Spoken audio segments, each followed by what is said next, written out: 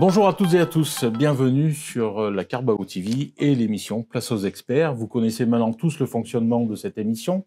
Nous choisissons un sujet qui va intéresser le monde d'entreprise en général et nous convions 4 experts du sujet que nous abordons qui sont d'éminents membres Carbao du réseau et qui vont venir partager avec vous leur expertise sur ce sujet. J'ai le plaisir d'accueillir Anne-Laure Adam, présidente de Carbao Paris. Bonjour. Depuis peu de temps. Bonjour Anne-Laure. Tu es aussi la gérante de Rédactrice, qui est ta société, qui est une agence de conseil en marketing et de communication. Elle accompagne les dirigeants des TPE, PME et les startups à trouver les mots justes pour mieux décrire leurs offres et mieux communiquer, notamment sur le digital. Tout à fait. J'ai pas dit de bêtises, j'ai failli, mais pas dit de bêtises. François Boutard, bienvenue, vice-président du club Carbao Est Lyonnais. Tu es rédacteur web freelance, tu écris pour des clients B2B, des textes construits et argumentés pour leur permettre de légitimer leurs produits ou leurs solutions et générer des leads qualifiés. C'est bien ça, Walter. Merci beaucoup. Abdelkader Khalid, membre Bonjour. et vice-président du club Carbao Noisy-le-Grand en région parisienne et gérant de plusieurs structures, notamment la société Propense qui assure des prestations de nettoyage industriel depuis 15 ans. Il est également passionné de langue française et a donc décroché un diplôme d'expert orthographe avec le projet Voltaire et il vous expliquera en quoi l'écrit et l'expression orale sont importants dans le milieu professionnel. Tout à fait. Toutes les activités mènent à l'orthographe. Pratiquement. Moi, je pense là. Très bien. Et enfin, Leslie Emma, membre Carbao Ouest Lyonnais, et la madame Facebook, Instagram ou LinkedIn des entreprises. Même si le métier de community manager est de plus en plus connu, il est encore ignoré par beaucoup. Donc, en quelques mots, elle gère la communication sur les réseaux sociaux pour toute société, petite, moyenne ou grande, afin qu'elle communique de mieux en mieux sur le net. Exactement. En général. Parfait. Donc, le sujet qui nous amène aujourd'hui, les gens, ils croient qu'un correcteur orthographique va suffire à ne pas faire de fautes dans leur mail ou sur leur site internet, mais parfois des loupés surviennent et pour le lecteur, ou certains en tout cas, c'est assez dérangeant. L'orthographe dans la vie professionnelle est hyper important. La première démarche dans une relation professionnelle, que ce soit entre un collaborateur et son employeur, ou la com d'une entreprise envers ses clients, est souvent liée à la première impression, et souvent cette première interaction passe par l'écrit. Si les fautes de style ou de tournure maladroite peuvent être excusées, les fautes d'orthographe, elles, sont souvent éliminatoires. Et puis, il y a, après l'écrit, le parler. Donc, on voit bien que nous sommes dans le monde professionnel, constamment soumis aux règles de notre belle langue française. Justement, Abdelkader, as-tu des exemples ou des erreurs de fautes que tu retrouves souvent dans la communication professionnelle? Oui, Walter, merci de me poser la question. Oui, effectivement, des erreurs. Je pense que les exemples que je vais donner, je pense que tout le monde les connaît. Comme tu l'as si bien dit en introduction, ils croivent. Ils croivent tous. C'est ce qu'on entend. On l'entend encore malheureusement aujourd'hui. J'ai entendu dernièrement un directeur technique qui a dit « ils croivent tous ». Tous mes salariés croient tous que... Et donc, en fait, ça touche vraiment tout type de personnes. Et comme vous le disiez dans l'introduction, et il est vrai que l'orthographe, aussi bien dans l'écrit et dans l'expression orale, est très, très importante. Des exemples, il y en a plein. Il y a « ils croivent », il y a « il faut que je te voie ». Et on le dit quand on peut avoir un poste de manager, quand on dit à un collaborateur « il faut que je te voie », il est préférable de dire « il faut que je te voie ». Un exemple aussi qu'on retrouve très souvent en milieu professionnel aussi à la maison, c'est moi où tu as vu mon téléphone, oui, c'est moi qui l'ai. Alors que c'est l'antécédent qui représente moi, c'est j'ai. Donc, il faudrait dire, c'est moi qui l'ai. Et des exemples, il y en a plein. Ça peut être à l'écrit aussi, une question qu'on nous qu'on pose assez souvent, c'est la règle du participe passé. Donc, j'ai regardé, j'ai écrit, j'ai appelé. Est-ce qu'on met ER? Bon, j'ai écrit, c'était facile. Mais j'ai appelé, est-ce qu'on met ER? Est-ce qu'on met E?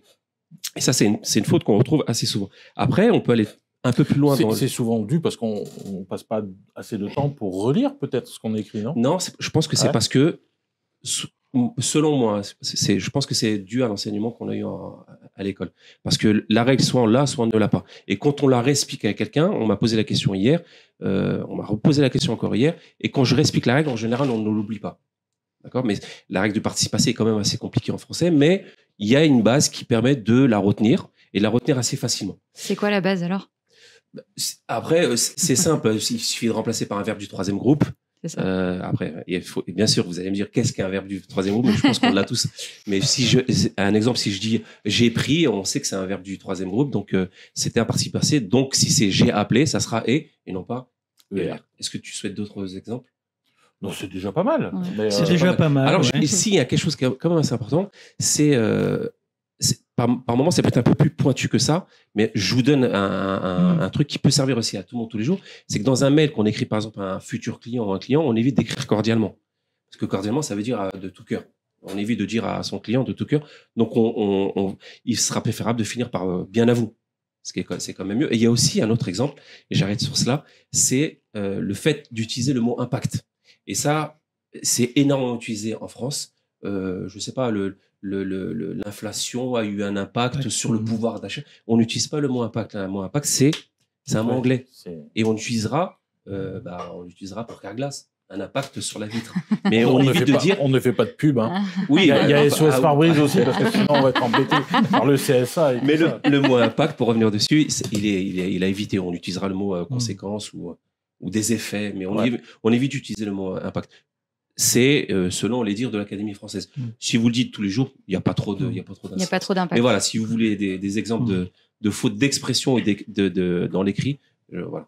Moi, j'en ai plein d'autres. Hein. Ce que j'observe, moi, en tout cas, c'est que, et je pense que je peux peut-être me mettre dans le lot, ça peut m'arriver de temps en temps, c'est des erreurs qui sont faites dans des emails parce qu'on va vite, qui sont faites, pardon. Terrible pour un rédacteur. Il pardonne rien. Voilà. Et des erreurs qui sont faites dans des emails qu'on adresse.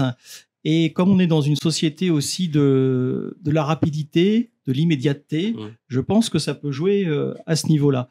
Et souvent, quand on peut faire ces erreurs-là, et quand on regarde et qu'on consulte un site internet et qu'on voit une erreur grossière, et ben là, ça passe plus. Ouais. Donc là, il y a quelque chose quand même qui... On manque d'indulgence, mais il y a quelque chose. Mais il y a quelque chose. Ouais. Donc, ça veut dire que effectivement, bon, moi, j'en parle parce que c'est mon métier. Mais oui, les fautes d'orthographe sur la homepage d'un site internet, c'est rédhibitoire. Ouais. C'est pas possible aujourd'hui. C'est vrai. Mais c'est intéressant ce que tu dis pour cordialement. Enfin, je reviens là-dessus. C'est le genre de choses qu'on utilise tout le temps dans nos mails, tout en permanence. Et je savais pas, moi, par exemple, que quand c'est un premier contact avec une personne, c'était plutôt bien de dire bien à vous, quoi. Effectivement, on évite le cordial. Ouais. Et si je peux me permettre, si on peut éviter le merci de aussi, qui en fait est un contresens. Parce que merci de faire quelque chose, c'est pas un remerciement, c'est un ordre. Et pourtant, c'est un mot qu'on entend beaucoup et partout dans la communication professionnelle. D'accord, on va rester avec toi, Anne-Laure. Merci de bien vouloir rester avec nous. Est-ce qu'il y a une différence entre l'écriture pour la communication print avec celle du web ? Alors oui, il y a une différence. Déjà, il y a déjà des points communs. C'est qu'il faut quand même avoir une ligne éditoriale, avoir des objectifs, savoir pourquoi on écrit. Et ça, quel que soit le support, que ce soit une plaquette d'entreprise ou un site internet, toujours avoir en tête pour qui on écrit et quel est l'objectif. Après, les différences, oui, et elles sont pas des moindres. La première, c'est que la lecture, l'œil ne lit pas pareil sur un support papier ou sur un écran. Il y a des études qui ont été faites d'eye tracking où en fait l'œil lit en F sur un écran. Et il y a aussi un phénomène de scroll sur, pardon, un terme. Scroll, quand vous faites dérouler l'écran. Dérouler l'écran, voilà. On parlera peut-être des anglicismes aussi. Certainement. Mais donc du coup, il faut sur le web avoir une écriture concise. Et clair, ce qu'on appelle un langage clair. On va éviter les termes, les phrases très littéraires où on a des conjonctions de subordination dans tous les sens et faire plutôt 3 phrases au lieu d'une qui fait 4 lignes. Et il y a une écriture qui est aussi un peu plus journalistique dans la mesure où sur un article de blog, par exemple, on va commencer par avoir la synthèse en premier. C'est une écriture en pyramide inversée. On va commencer par résumer le contenu. Et l'internaute, s'il est intéressé par le contenu, il va lire le détail. Je confirme. C'est effectivement une technique régulièrement utilisée, employée, et qui fait bien son travail. Et puis après, il y a aussi des règles qui sont liées au SEO et au référencement naturel où on va mettre des titres, des sous-titres, voilà, tout ça aussi pour faciliter la lecture sur un écran. On va surtout répéter les mots tout le temps, chose qu'on fait pas forcément à l'oral où voilà, on va prendre des choses pour réduire un peu les phrases. Là, on va être obligé de les rallonger et répéter en permanence le même mot pour que Google comprenne avec le référencement le mot-clé que lui va devoir mettre en avant. Oui, c'est une des différences aussi entre le print et le web, c'est que sur le web, on s'adresse à des humains et on s'adresse à des robots. Mais il faut pas quand même oublier qu'il y a des humains aussi qui lisent, parce que des fois on lit des textes qui sont faits pour le référencement naturel, mais qui sont juste imbitables pour un être humain. Voilà, je voulais attraper là justement le petit débat là au vol, c'est qu'effectivement, à force de vouloir répéter trop souvent un mot-clé, par exemple dans un texte, faut pas oublier qu'on s'adresse à un humain derrière l'ordinateur qui lit le texte. Et là, pour le coup, la suroptimisation de mots-clés, ça peut aussi être un frein naturel à la lecture. Et en plus de ça, Google s'en aperçoit aujourd'hui. Il est malin. L'algorithme Google s'en aperçoit. Ouais, tout à fait. Mais c'est une parenthèse que j'ouvre. Mais dans le référencement, quand on met des mots, ils ne sont pas tous visibles sur les pages, si ? Non. Et d'ailleurs, il y a quelques règles dans le référencement qui dit que dans l'espace non visuel, donc le back-office, on peut se permettre de faire des fautes d'orthographe parce que les gens tapent des fautes d'orthographe dans les recherches Google. Et donc, du coup, il y a des mots qui sont, par exemple, avec 2 N, mais on n'en met qu'un. Parce que, du coup, les gens posent ce genre de questions, par exemple, à Google. Donc, pour refaire le lien entre les deux... Donc, ça veut dire que dans le moteur de recherche, l'utilisateur pourrait faire une faute d'orthographe. Et comme on écrit vraiment bien le français dans les textes visibles... Voilà. Dans le back-office, on peut mettre des fautes d'orthographe et ça ne sera pas visible à l'œil humain. Et donc, du coup... Voilà. Ça craint. Ouais, un peu. C'est là qu'on se rend compte que c'est vachement technique, en fait, votre métier. Ah oui, parce que... C'est un vrai métier, en fait. Voilà. C'est pour ça que n'importe qui peut pas non plus s'improviser rédacteur pour le web. Il y a vraiment une partie français et rédaction. Et pour la répétition, c'est là aussi la connaissance du français, c'est sur le champ lexical, puisqu'on va utiliser un champ sémantique qui va s'intéresser à un domaine avec des synonymes, avec des tournures de phrases, etc., qui vont aussi faciliter en fait le référencement au final d'un texte ou d'une page. C'est ça, donc c'est effectivement pour éviter la suroptimisation de mots-clés, l'idée c'est de développer un champ sémantique autour d'un mot-clé. De façon, voilà. Alors, d'une part, de façon à éviter cette suroptimisation, et puis deuxièmement, d'avoir un contenu qui soit agréable à lire pour le lecteur. Et je pense aussi que c'est un métier où tout le monde se dit, oui, écrire, bon, ça peut être facile, etc. Mais en fait, ça demande aussi, en général, les gens qui sont dans ce métier-là sont des gens avec un esprit curieux, je pense. C'est-à-dire qu'ils sont avides de connaître, de rencontrer l'univers professionnel de leurs clients pour pouvoir en parler. Parce que finalement, c'est nous qui allons parler de l'univers professionnel de nos clients. Et donc, c'est à nous de faire ce travail, je dirais, de vulgarisation, entre guillemets. Donc, je ne sais pas si tu es d'accord avec ça, mais je pense on est des esprits curieux, ouverts, et de façon à bien comprendre et à être le bon relais dans la communication auprès des gens qui lisent les articles qui parlent des solutions produits de nos clients. Donc, quand vous commencez un échange avec vos clients, vos futurs clients, vous êtes presque des intervieweurs, vous êtes presque tu te positionnes pas un peu comme journaliste? Moi, je pense que tu donnes le bon mot. Oui, moi quand je préviens d'ailleurs toujours mes clients au départ, en amont d'une prestation, je dis, il y a un temps de recherche au début, et je vais être amené effectivement à vous poser des questions. Alors, ces questions, je peux effectivement être amené à les poser sous forme d'interview.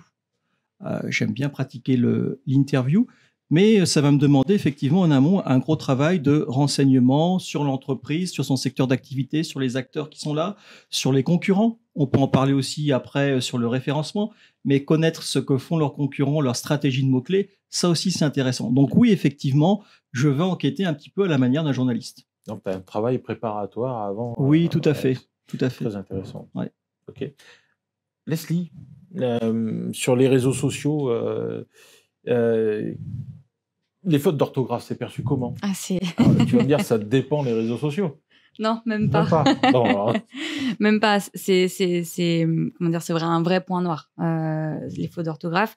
Même si aujourd'hui on arrive avec des nouvelles générations qui ne sont pas du tout à cheval sur l'orthographe, bien au contraire. Eux, ils font ce qu'ils veulent sur leur réseau. Nous, en tant que community manager, on communique au nom des entreprises, on communique au nom de nos clients. Et donc, du coup, il y a forcément une image à avoir et l'image passe par l'orthographe. Ça, c'est indéniable. Après, il y a des petits conseils, des petits tips, comme on dirait en anglais. Des petits conseils à avoir en tant que community manager, c'est de toujours utiliser la grammaire et l'orthographe qu'on maîtrise, les mots qu'on maîtrise. On va pas aller s'aventurer dans des verbes qu'on n'utilise pas au quotidien. On va utiliser des phrases simples avec des verbes simples, des conjugaisons simples. Quoi qu'il arrive, le post sur un des réseaux sociaux, il va avoir une durée de vie très limitée. Une durée de vie, par exemple, d'un post sur Twitter, il est de quelques secondes.